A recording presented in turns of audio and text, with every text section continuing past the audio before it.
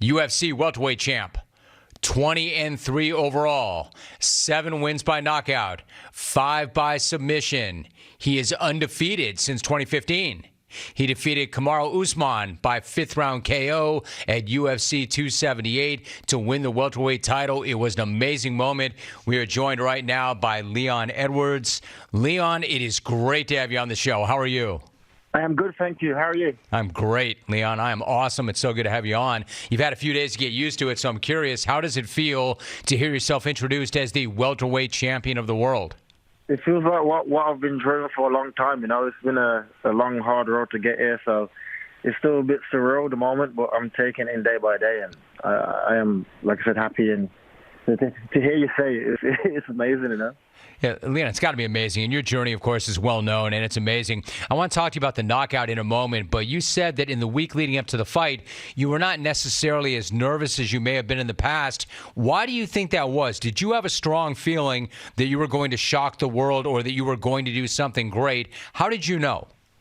I felt like a weird feeling where I feel like belonging. I felt like that moment was my moment, you know. I felt all the struggles I've been through and everything I've been through was for this moment, and I didn't feel as nervous as I did in previous fights because I knew what I knew. I knew I was a better guy out there and just going out there and proving it, and that's what I did. Leon Edwards is joining us. So your coach, Dave Lavelle, has gone viral, of course, for his messages to you in between the rounds. What do you remember him telling you, and then how would you describe the relationship that the two of you have? I've known Dave now since I was age 17. I'm now 31 years old, so we've been together for a long time, you know, and I think he knows just how good I am in the gym. So when he sees me in the fights and I'm not performing as I should be performing, because of altitude or wherever the case is, he's just basically trying to wake me up, you know, just saying, like, don't blow this moment. This is your moment, and this is what you're worked hard for, you know. Like, don't let this moment go to waste, and he knows how to get under my skin, and that's what he did.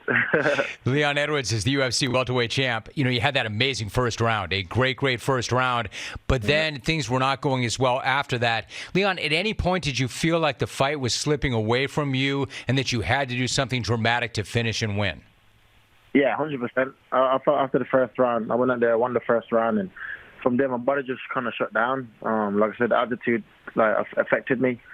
Going to Utah, you know. So from there I felt like it's slowly slipping away, and I thought I need to go out there and up the pace or get the finish, and yeah, that's what I did in the 5th round. It seems to me, watching that night, Leon, you were not the only one affected by the altitude. It seemed like there were a lot of other fighters prior to your fight that also had that same kind of issue with the altitude. The final moment, Leon, is one of the all-time great moments in UFC history. I'm curious, what did it feel like when your foot connected with Usman's head? I like to always ask this of guys who get knockouts like that. Did you feel it, or did it feel so perfect that it didn't really feel like anything at all?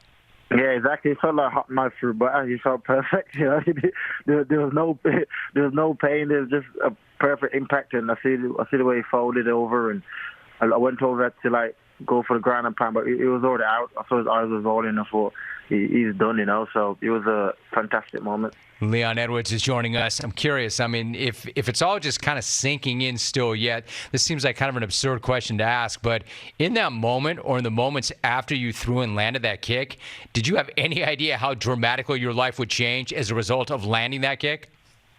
Not exactly at that moment. I know I was achieving my goals and my dream to become a world champion. I knew that would have a positive effect on my life, you know, but as far as like the viral moments and the memes and just even the speech after, you know, everything just like worked out perfectly.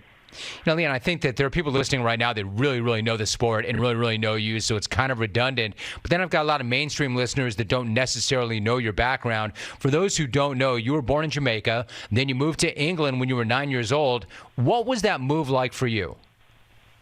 It was a culture shock move from Kingston, Jamaica to Birmingham in the UK. It's just a totally different life, you know. Also, there's way less poverty, I would say, and way more options and stuff to do with your life, you know. As in Jamaica, it was more difficult. It was a more difficult background, born in poverty, and so yeah, it's a totally different culture shock We're talking to Leon Edwards. So the story goes that when you were 17, you were out walking with your mom, and she saw an MMA gym above a DVD rental store. What did you know about MMA at that time, and what do you remember about walking into that gym the first time? Before, I knew nothing about it. It was the first time I thought it was a boxing gym, so she brought me to the gym to keep me from getting into trouble with my hanging around in the street and getting into trouble, and she's like, you should give MMA a go. I was okay, I'll give it a go just for you, and I gave it a go. Went to the gym, and I just remember my first day, there's a positive feedback I was getting from the coaches, from the other athletes. I think that's what kept me in the gym. That's what kept me wanting to go back. We're talking to Leon Edwards. He is the UFC welterweight champ. I'm curious, those first few days, I mean, was it love at first sight? Did you absolutely love it? Or maybe did you just have a great talent for it and you were getting positive feedback? Like, what was it like in the beginning? I think I had a great talent for it. I didn't love it straight away. I had a great talent for it. I took to it straight away. And I think the positive feedback from the coaches, like I said, was keeping me in the gym. And I wanted to go back, wanted to improve.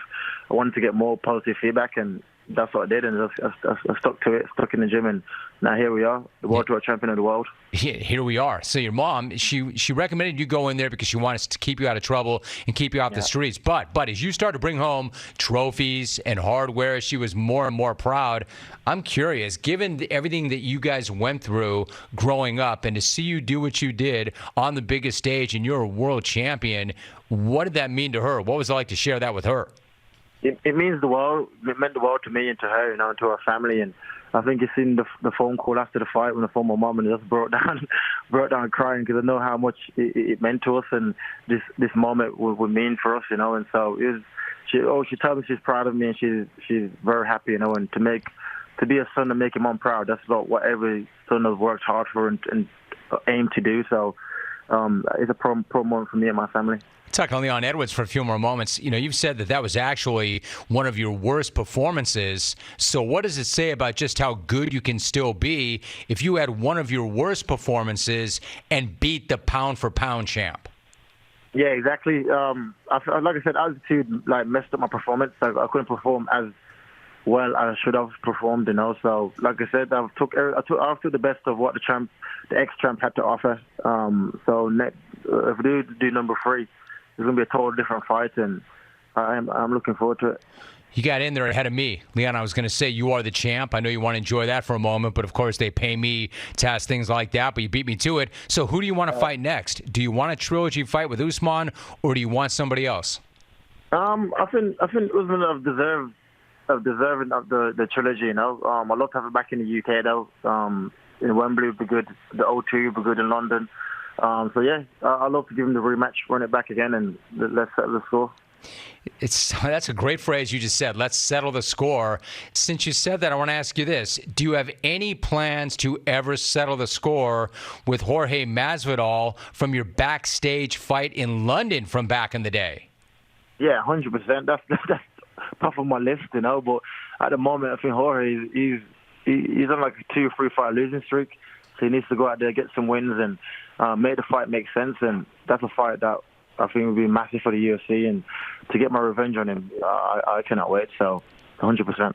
Leon Edwards joining us. One last thought. So you made the point that you winning and you becoming a champion shows everybody that anything is possible. What would you say to somebody listening right now who feels like they're in a tough spot and they just can't get through, or they don't know where to start, or they can't fight through it?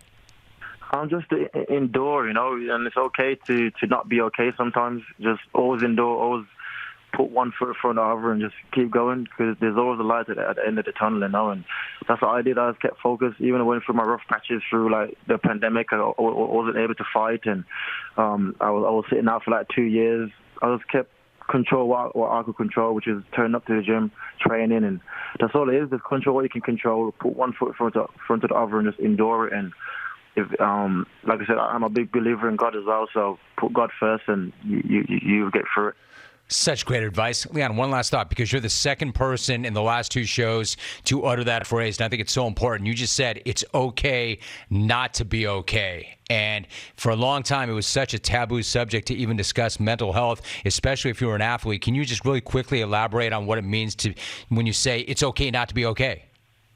For me, it means when you have moments where you feel down, like it's okay to feel down. You know, that's just what it is, right? But eventually you'll be smiling again another day, and so that's all it means to me. Just don't think this moment that you're feeling down now is where it ends, because it doesn't.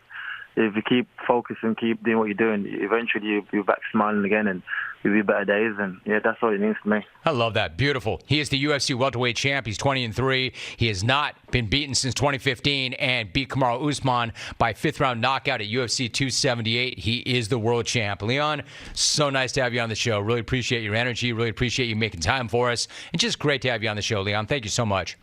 Thank you so much. Thanks for having me, Azad. I really appreciate it. Me too, Leon. Really appreciate you. And congrats on an amazing moment.